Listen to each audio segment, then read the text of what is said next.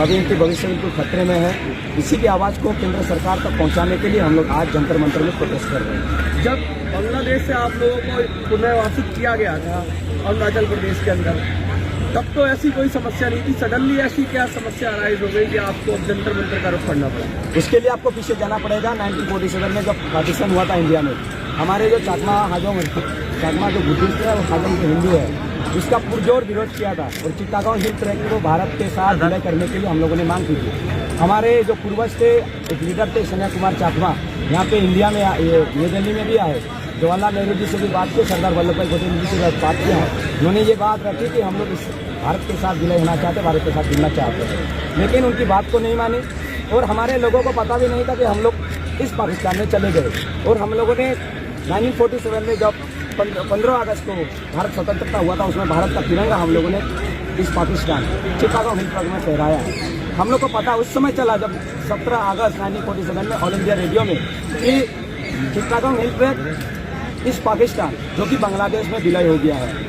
उस समय जब तिरंगा फहरा रहे थे, बांग्लादेश के आर्मीज ने, बांग्लादेश के फौजियों ने हमारे लोगों को बहुत अत्याचार किया है। उसके बाद हमारी जो दर्द है उस समय तक नहीं कमी। उसके बाद 1960s में जब कानपुली रिवा पे कुछ हमारा प्रोजेक्ट आया, उसमें एक डैम बनने की कोशिश थी, बनाई गई कप्ताई डाम में। 1964 में रातों रात हमारे जितने गाँव थे, हमारे जितने घर थे, नदी में डूब गए। तरह जानमाल की हजारों लोगों की जानमाल चली गई। और हमारे लोग कहाँ जाएंगे, कहाँ पहाड़ में कहाँ चढ़ेंगे, तो इधर से इधर पूरा हमारे लोग बिछड़ गए। उसके बाद हमारे लोग पहले से भारत आना चाहते थे, तो भारत में शरण लिया है। उसके बाद भारत को उस समय 1962 में एक इंडो चाइना वॉर, आपको याद होगा, उस समय चली थी, जिसमें काफ़ी जगह चीन ने भी हमारे हड़प लिया था। उस समय इंडिया गवर्नमेंट को ये लगा, उस समय अरुणाचल नहीं था, नॉर्थ ईस्ट फ्रंटियर एजेंसी था, कि जगह खाली रखना सही नहीं है। और लोग बिल्कुल घने जंगल थे अरुणाचल में। उस जगह को स्ट्रेटेजिकली केवल चाकमा नहीं, जो BSF के थे, ये Assam rifle, farmer Assam rifle जो एक्स सर्विसमैन, उनको 2000 एक्स सर्विसमैन और चाकमा लोगों को वहाँ पे हाजोंग लोगों को बचाया गया है स्ट्रेटेजिकली। वो देन जो नेपाल के गवर्नर की थे और उनके सेक्रेटरी में पीएल लुट्रा के रिकमेंडेशन से हुआ है। हम लोग का वहाँ पे बिल्कुल एक स्ट्रेटेजिक डिपेंडेंट प्लान से ही बचाया गया है और परमानेंटली बचाया गया है।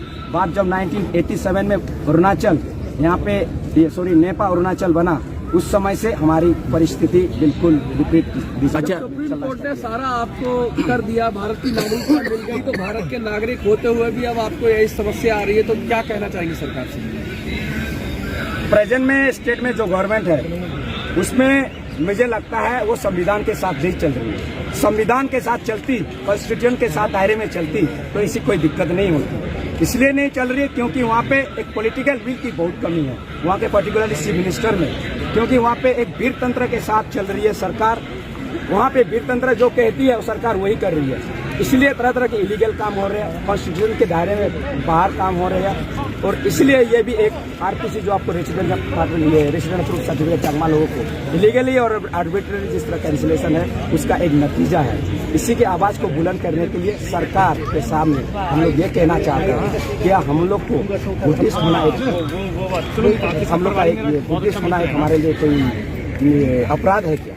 हाजोंग जो हमारे भाई बहन है, यहाँ हिंदू है, उनके लिए हाजोंग होना कोई अपराध है क्या? हम लोगों ने 1947 में विरोध किया है भारत के साथ विलय होने के लिए, उसका हम लोग को विलय होने का हमारे के कोई अपराध है क्या? 1962 में हम लोगों ने हम लोग को ह्यूमन शील्ड के रूप में हम लोग को वहाँ पे बसाया गया है, उसके लिए हम लोगों ने कोई अपराध किया है, वही अपराध हम लोग अभी भुगत रहे हैं। दिल्ली के जंतर मंतर से क्या मांग कर रहे हैं, क्या कहना चाहेंगे? दिल्ली के जंतर मंतर से हम लोग ये मांग कर रहे हैं, आरपीसी को तुरंत विड्रॉ किया, ये जो कैंसिलेशन है उसको विड्रॉ किया जाए, रिवोक किया जाए। और क्योंकि इसमें तरह तरह के सिक्योरिटी इश्यूज भी है, केंद्र सरकार जो होम मिनिस्ट्री है उसको संज्ञान में लेनी चाहिए। भारत का जो अरुणाचल का जो सीमा रेखा है, सीमावर्ती इस देश है, चाइना उधर तरफ है, इधर म्यांमार है, उन लोगों में उनकी एक स्ट्रेटेजी में मानता हूँ, एनालिसिस करता हूँ। हमारे आरपीसी देने से हमारे जो युवा है चाकमा हाजोंग के लोग, काफ़ी लोग अग्निवीर के साथ साथ और काफ़ी पैरामिलिट्री फोर्सेस में ज्वाइन किया है, उससे ये वहाँ की जो सीमावर्ती इलाकों में स्ट्रेटन हुई है। और मुझे लगता है कुछ अंदरूनी कुछ यहाँ पे तत्व भी उसमें सम्मिलित है, क्योंकि मैं चाहता हूँ वहाँ से बाहर चाइना के भी हाथ हो सकता है कि वहाँ के लोग आर्मी में फौजी में जगह ज्वाइन कर रहे हैं, इसको रोका कैसे जाए। जो वहाँ पे कुछ ऑर्गेनाइजेशन काम कर रहे हैं। मुझे नहीं लगता कितना सही है कितना गलत है, लेकिन उस पर संज्ञान में भारत सरकार को लेनी चाहिए, क्योंकि अगर ये नहीं लेगी तो मुझे लगता है भारत में सीमावर्ती सुरक्षा के मामलों में बहुत दिक्कत आ जाएगी, खास करके हमारी युवा शक्ति जो है इसमें। मेरा नाम प्रियंका चकमा है। मैं अरुणाचल प्रदेश चकमा स्टूडेंट यूनियन की वाइस प्रेसिडेंट हूँ, वोमेन वीक। मैम क्यों प्रदर्शन करना पड़ रहा है? हमारा जो प्रदर्शन का मेन मकसद है कि हमें जो आरपीसी है वो वापस किया जाए, क्योंकि आरपीसी डिनाई करने का मतलब है कि आप चकमा हाजोंग कम्युनिटी की जो यूथ है, स्टूडेंट है, बच्चे हैं, उनको आप शिक्षा से वंचित कर रहे हो, जबकि एज पर द कॉन्स्टिट्यूशन की सबको शिक्षा का अधिकार यानी कि सब चीज में बराबर का हक है, तो आप वो हक हमसे क्यों ले रहे हैं?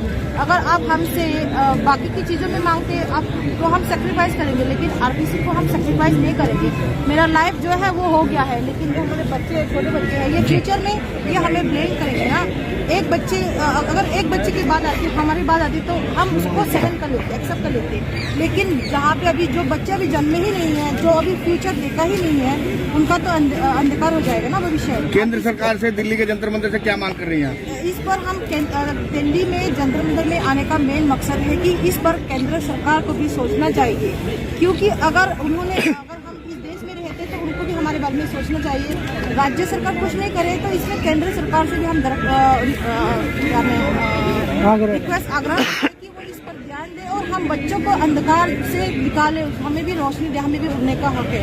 जो इतने युवा है, स्पेशली जो यूथ है, आप जानते हैं कि जो हम लोग पूरा बैकवर्ड जगह से आते हैं, 10-15 साल में शादी की बात हो जाती है गांव में।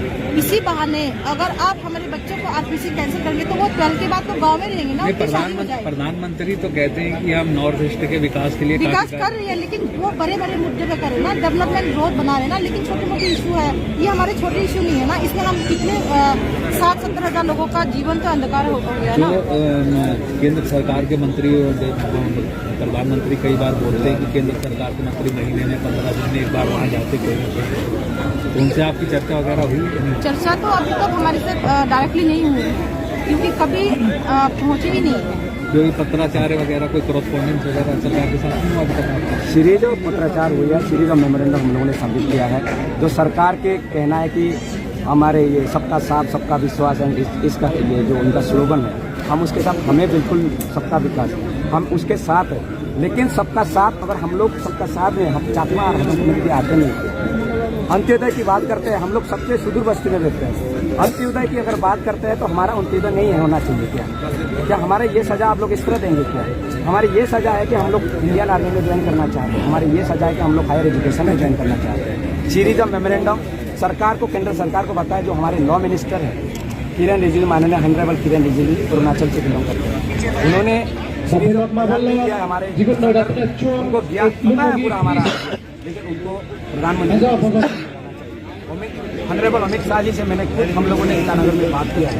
उन्होंने ये कहा ये इशू बहुत बड़ी इशू है, नॉर्थ ईस्ट में जितने इशू खत्म हो गए, लेकिन चाकमा हाजोंग इशू अभी खत्म नहीं हुआ है। 2019 में ये बात हुई, लेकिन अभी तक उस इशू बहुत शुक्रिया मीडिया के माध्यम से आप क्या कहते हैं? मीडिया से हम चाहते हैं कि आज हमारे इशू को आप हाईलाइट करिए, देश के कोने कोने में पहुँचना चाहिए कि हम जो माइनॉरिटी लोग हैं, हमारी जो कम्युनिटी है, देश में विजिट करते हैं और न्याय मांग रहे हैं सरकार से, केंद्र से, राज्य से, सभी NGO से।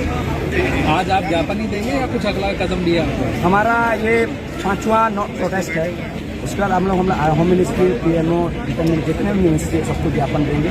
उसके बाद हमारे जितने भी मेट्रो सिटीज में हंगर स्ट्राइक में बैठ जाएंगे। उसके बाद हम लोग भूख हड़ताल और मिजोरम, अरुणाचल में जितने कैपिटल्स हैं हमारे चकमा हाजोंग कम्युनिटी एरिया, वहाँ पे हम लोग प्रोटेस्ट कर रहे हैं। उसके बाद हम लोग ईटानगर चलो के हम लोगों ने ऑलरेडी प्लान है। आज की घोषणा बात, कितने लोग आए?